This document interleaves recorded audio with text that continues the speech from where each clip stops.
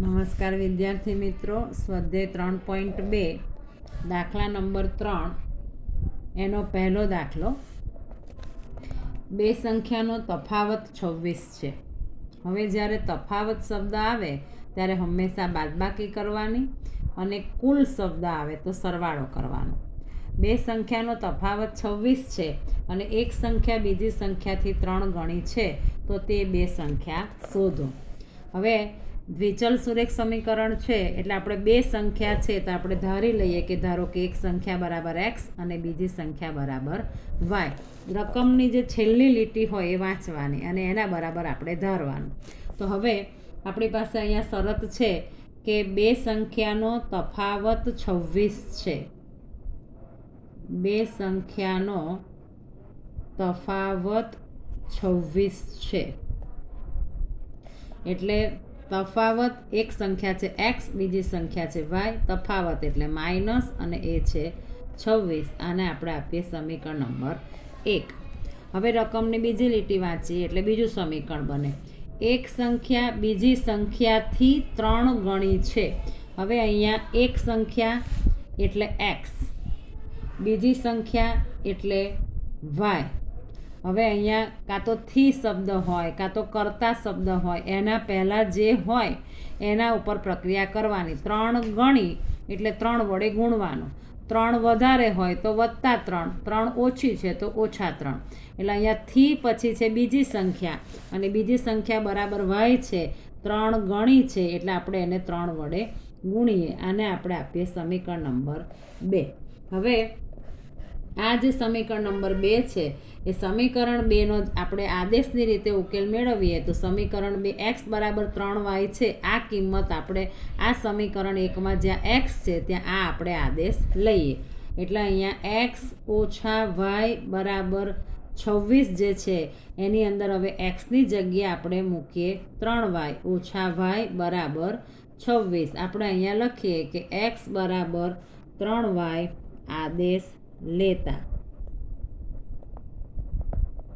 હવે 3y માંથી 1y જાય એટલે 2y, 2y બરાબર 26. તો y બરાબર 26 ભાગ્યા 2 માટે y બરાબર 13 દુ 26. 2 ગયા 2 ગયા તો y બરાબર 13. હવે y બરાબર 13 જે કિંમત મળી એ આપણી પાસે જે સમીકરણ જે પહેલું સમીકરણ છે એમાં પણ મૂકી શકાય અને બીજું સમીકરણ છે એમાં પણ આદેશમાં પણ મૂકી શકાય. તો અહીંયા એક્સ ઓછા વાય બરાબર 26 એમાં અહીંયા વાયની કિંમત આપણને જે મળી છે એ આપણે મૂકીએ કે વાય બરાબર 13 મૂકતા તો અહીંયા -13 આ બાજુ આવે એટલે +13 તો એક્સ બરાબર 39.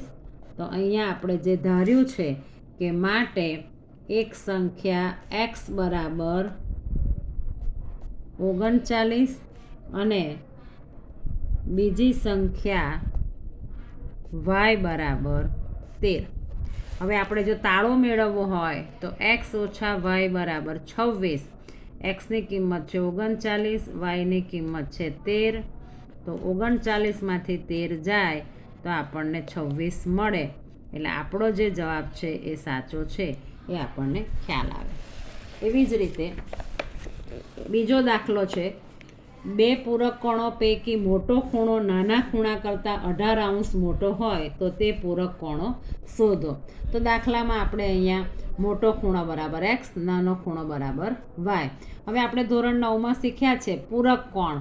પૂરક 3 શબ્દ છે. જે બે ખૂણાનો સરવાળો 180° થાય એને પૂરક કોણ કહેવાય. તો અહીંયા આપણે પહેલું સમીકરણ બનશે. પૂરક કોણ છે એટલે કે એક્સ વત્તા વાય બરાબર 180. આને આપણે આપીએ સમીકરણ નંબર 1. હવે રકમ વાંચીએ. મોટો ખૂણો નાના ખૂણા કરતાં. હવે અહીંયા મોટો ખૂણો એક્સ, નાનો ખૂણો વાય કરતાં 18° મોટો છે. કરતા શબ્દ પહેલાં અહીંયા આવે છે. જે હોય એના ઉપર પ્રક્રિયા કરવાની. મોટો છે એટલે +18, નાનો છે તો -18. નાના ખૂણો છે વાય તો અહીંયા આપણે જે +18 કરીશું તો કે આને આપણે મોટો ખૂણો એ નાના ખૂણા કરતાં 18° મોટો છે એટલે આપણે અહીંયા 18 ઉમેરીએ. આને આપણે આપીએ સમીકરણ નંબર 2. હવે આ જે એક્સની કિંમત મળી આપણને કે અહીંયા જે આપણે શબ્દોમાં લખીએ કે મોટો ખૂણો નાના ખૂણા કરતાં 18° મોટો છે એટલે અહીંયા +18 કરે. હવે આ આદેશ લઈએ એને આપણે પહેલાં સમીકરણમાં મૂકી દઈએ તો આપણી પાસે જે પહેલું સમીકરણ છે x + y = 180 એમાં x છે એની જગ્યાએ આપણે મૂકીએ xની કિંમત મૂકીએ y + 18 અહીંયા y અને 180 અહીંયા આપણે લખીએ x = y + 18 આદેશ લેતા એટલે આપણે xની જે કિંમત છે આપણે આમાં મૂકી દીધી. y + y એટલે 2y + 18 બરાબર 180 તો 2y બરાબર 180 ઓછા 18. હવે 180માંથી 18 જાય તો અહીંયા આપણને મળશે 72 અને 162. હવે અહીંયા 162 મળે છે તો y બરાબર 162/2 તો 162/2 એટલે 81 એટલે આપણને y બરાબર મળે છે 81°.